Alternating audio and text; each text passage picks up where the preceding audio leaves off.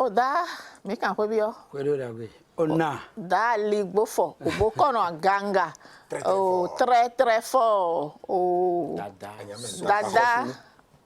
Kun dada we no to do we chobo anyame dapa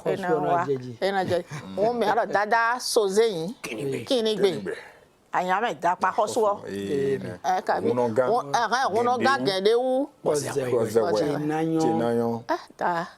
Nko biki do porobo ma le di do ko gbe ya na mi ka de ugbon lo ganji ma che le lo ganji ah ku da so mi tan oh no mo de ndulu ogun ibu 10 million se ke won o adude a gun pa pede de ndo gun pa pede bo ga do fi le wo je me de mo sin coffee ni mi o kun po mi mi ado lo no we na no ku yo mi ko ne o no te na fo ku yo na yo simple no na no ku yo mi ko ne gbeji e so sin won ton bo ko ne chai wo yi e ndo am e gba paton e tata re mi ku ju aton trolo we do mi ku ju aton trolo e po pede tata re ne dogbe mi yi cha ton do si mo ya de furu yen yen gbogbo re yon do po ba be we ma se de mo do ke yen do ko de ndo we ndo non, c'est pas bien.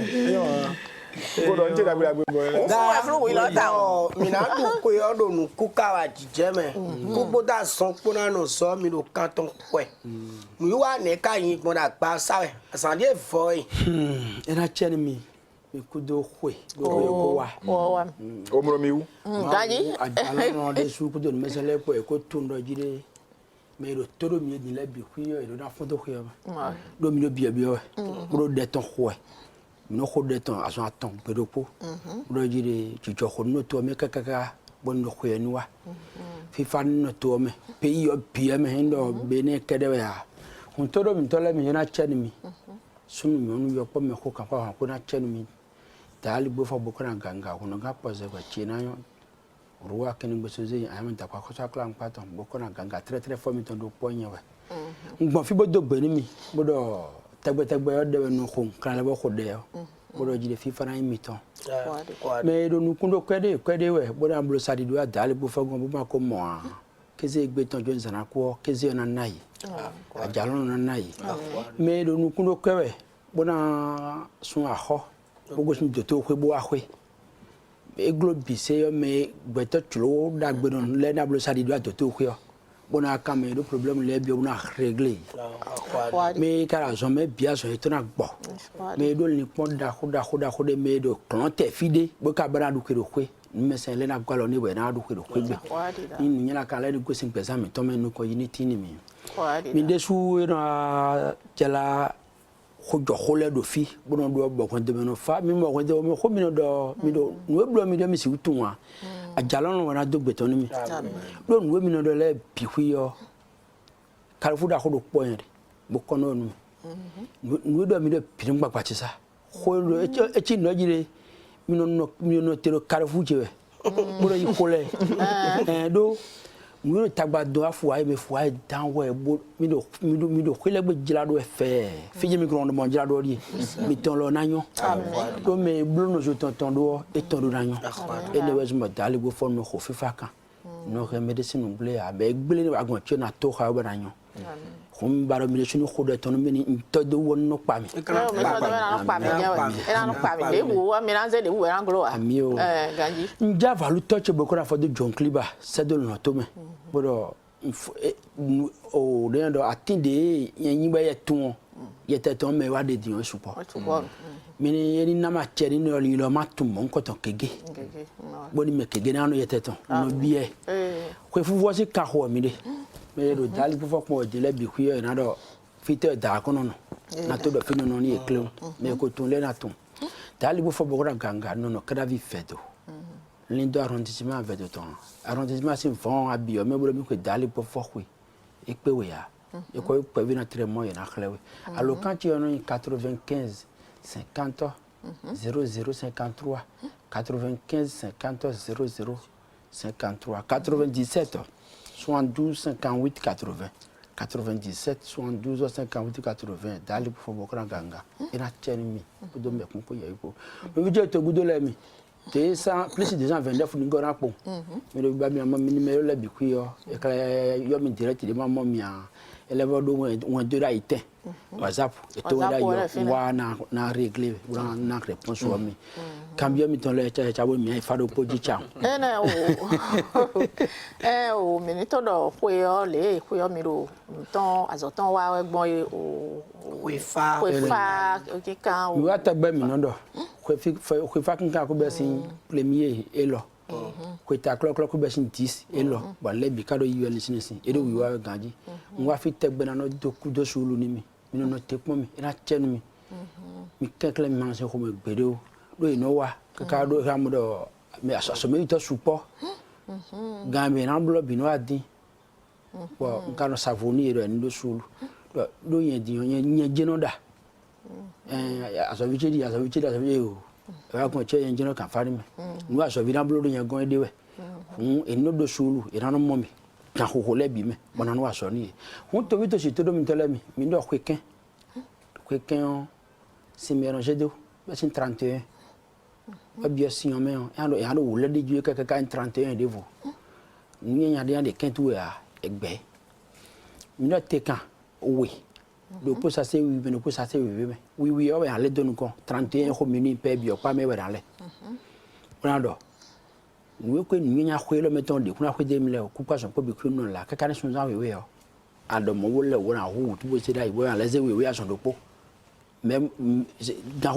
minute de be so de dai yo nya le se do e sunsun wu e ma no te pe de e o ase de ase trolly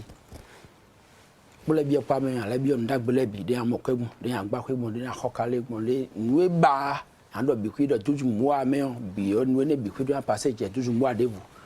que do po ran remena mi sa te gane 5000 ku ke on de su 5000 sindede o me ma ko za dian le ko ko ngbo do do nya de ma pla mi bi o ko yo me o e se woli le we ina lewe me mi su gbeto le mi do wa gbo ino check pe mi ino se me don vodun ino gbaze me de le siene je otutu ran le no ne binwe de na pla bi o ko yo me a chaki we mi sa siene do en ko da hore ya cho en ko pe bi a me cho me le kan do de dagba cho me kan do wi ma ka podo ku gbeto wo version do kuna wa so ko e we pe me atakun pe video ka jenu me na mo so de me amanya ko je me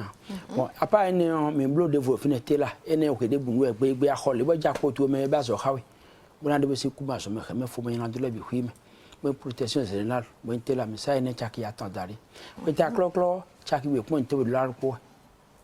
e blo 2180 francs e be clo ko ta mais makaro fia bona suivre nous wa meto 24 ton le 24 mi do nous wa de merci ya me gbeto ko gbe bi endo vodun trome jena de ya wonu wa ne mi na ipe hwe edo zo bo baramblo bo da joro mi o de atogbo na togbo ba na nkotu ba nko mi no kula bon zero fide bo de hore bi hwi o me no mo itan do ton yi me ka do ten me fi bo na wa ten me le na kan chaki we onu we na za ten me le ina ze kwe ne we na ze hono e we kwe ze bo na hono na za ten me le na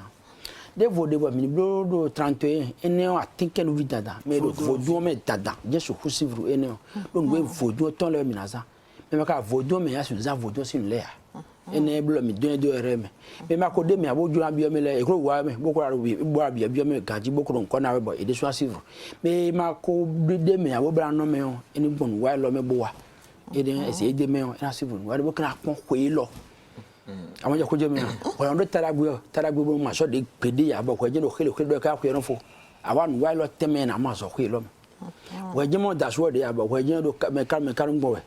awa fie bi o taragbe na ma so da wo je mo no jivia wo je adowo no bi o ko to me gbede ya bo ko je ma se nu pe we awan wa lo teme bi o toni ko de vura sun na wa de kunu da gbangba do mi nu mi bi o mo na mo fi boji weje aso me on digbere a wa bi o taragbe lo so ko fo ne karajita nko do na ton le me weje jijiku bo ko je no jibono ku wa bi o nu wa lo me bo abi o pon do jide mi ajiba ale ku aji taragbe ko do besi 24 ka fo do 31 bi ku yo me wara mo e to bona yi nu wa kana fo do 10 janvier asan 10 janvier me na fo nu wa bi o ko ta clock ne bi ku na fo le 10 janvier besi 11 janvier préparation 2011 to nyame ala jeje 2021 to nyame ala jeje quoi dans les beaux financiers minu no ni lay mi do hadi o yimi kado vigege mi do vigege lo bo weekend we ko ze do so melo le una no so attention ne bo viser lo ils aider on a encore ta bebu ne e ko donner na level 1 bo ne e gena la idée et reprend elle voit idée bo e gena idée bo do ebu e devo bi o metro lo ina besin fide de wa so si do agbado po sa igosin amo ayi debu akeka dimbo mi bi o janvier o me on en khazan bo do 366 ou de wero we o kwedopo de ben mais e o zero sin zan we bo abudo we o e yo ele continue ne do mo je mene we to mi konton le no bana do eyan o dali bo for mi na level to mi de gesi wana lo kan fi mi no yi dali bo for bo ko dan gaga no kada bi vedo linda arrondissement vedo to ami bi arrondissement vedo sin von me mina ka dali bo façon ko gbe bi o e ajele mi ko numéro ti ka 95 50 00 53 95 50 00 53 97 72 58 80 97 72 58 80 mais dali pour faire bawe e bon numéro ni je na mami e clever WhatsApp oji e to wanda yo na répond me e si do dali sans femme fa afia mara ene o da oui o tu chetula clever kaguda eyo to vi to si to do mi to le mi na do fa ho mi na do chetula club ku da fli gbo wori futi fu gba bla kan ye ko fu meji chogbe kaguda abesi ya vitu ejide ho le me te kaguda o me se o ya to no jide ho mi na se o na yenge mi e do kawe kuda po mo nje ka ho me e ka mo na dogo fa lo mo na dogo fa ponindo duwe je disikwe po jami ohwe ina confirmer of you were to go nkando po ndo 13 ans do po kando po mais miton jija boy konton le yo e wa do kando ten do migon do jija do sownya ji aklan pardon on jija ro aklan pare e wa do mi ne teme bo mi do teme ni fi mi do nko ni fi ro jija bo nya wa gonje asiton wọ́n se ji violin e ba ko ka mo bo e dogoro nto 2 mois e wa konche papa je gun e wa e mo papa je bon kafani bon do yo no e da dogo en do suiro dogoro ko to me bo fa nkan ye ne ka kuda wen kani de nkani yo ndo yo no da dogo bo fa karo ji fi wi e ro ko to me onyaro yo njoko do po gen ba mi no eni préparer de vi wi e ro ko to me e ba ka sin hu a e na ze yonu chubo fio ina ton e ka da dran ganjio e kundo na ze fio e wa ze yonu to fio na ton me yonu e wa ndebo ze hula da suton e we zombo ko mo ni ke ka chubo amo bon we ne maka do ton abezo na ze ero kawe kudabo mo nje ka home no to mo mi na sedi bon exemple clé wona me on tan sogbe be ba de to ko bante ija vijegbu eji sundopo nyondopo eze ya me do nwe kase yo do na suton nwe wa gbo inde ne clean ya me ajo clean je jada suton po no gleta ba dan ero fine on dan esi home do amro glesile o fodundu na donier an la jini kungle ba chenu gajo dande do fine dan wana na lowe bat me kpunda o bade kun le bu ko yonu mo mi no be ko ze ba do vodun e mi yeze no ne be kan ni ko yen ne mo bu kan ngle ni be do ho me mu juje do ho e ji fi o ji fi sun do po ndo po si on voulait nous et quoi il est très très fort donc 13 ans ndo me ko waton ndo kafa found out ma clonto me mi diseneji ka we kuda o mo nje ka ho me e do pin po do kapo we so hoton lo ka di sabo e pon vodun sapata e do mi le mi ko we re ni o bo pla je gugon bo re no gu gon fi bo mi na ibo ba pla kude sudo nja madi sai ponsu kan to fi ntura monde ba aya gba ohun lo gwo de la je no e li bo le ko bo wa e wa sentir mi vovo de mi le mi no ka bo wa mi na za mi vovo bu e lo ka ami ro go me me no ka gbe e lo pe ami ro go me me no pe gbe podo ha guanu men no dai hu ame edo mi na ihwe chubo na ba do na ame na semi do we nka da mi do we bo me ho me na ma mi ode yo na je wuni na couper ton de juro mi bon maka mo do mere ho me an fon tegbe na on semi na do we edigbo fi de gbo mi na on sen do we ka mo dori nde ado pen no ami yo e ka o tuton mi na mo de kon pede ye ki me ami anu pede wo ji to mo sen do we ko to me we hula enne we zombo ka de budion ti wi ran sen do we ka je fi gbe mi mo ka de bo mi na mo do e si do we mo jo ko je mi na bo ai peji ka ka de yan 5 mele yo re ami ko nko me e we so e pa peji no ja chobo no du ku dakane kawe kuda monje ka ho mi do alo pa eji do ka kuda gbon ene me do tu ni leji o ami vovo vei gbidi e na do nu vovo a nu lo yen do de ko bla mi adime e na do a bo ho ka vodu e na penjon tano faji o bo da penjon vodu gwo e yin nu bodo fa ene o eja vigigbe wa dogwoje khoto be tro anje fakanji mama enu ya ozeme ensun modo fa na ebo mada tanade ganji a we wujon nanu tere abuse alo jivia otutu yiwe alo appendicis ko maison dele a drama de we bon nous kaze ka bobo la le bi very moke me na dupen nous kabo kudato le ikedene o da ndiro o era chemi game o game wa bi me ya ne ai game wa bi da na le fle o alokantan me odo fi da no no iko to bi to si toro mi to le mi da li bo fo no kada bi vedo arrondissement vedo ton si vome mi bi vome on mi na kanta ali bo fo bi ko gbe bi o me von jo bi we tun ko jegbe mo fi bo dogbe ni me von jo bi se do re ni kuda so do me no jirali di me o tro da gbe na mo ken ado jire me mo fia alo vont atango me we ko do mo an dogbe ni e ne 95 50 00 53 95 50 00 53 97 72 58 80 97 72 58 80 toro bi tola mi na ton do jida ye mi ile mi do khodo ye kuma jiji wa khodo jogbeji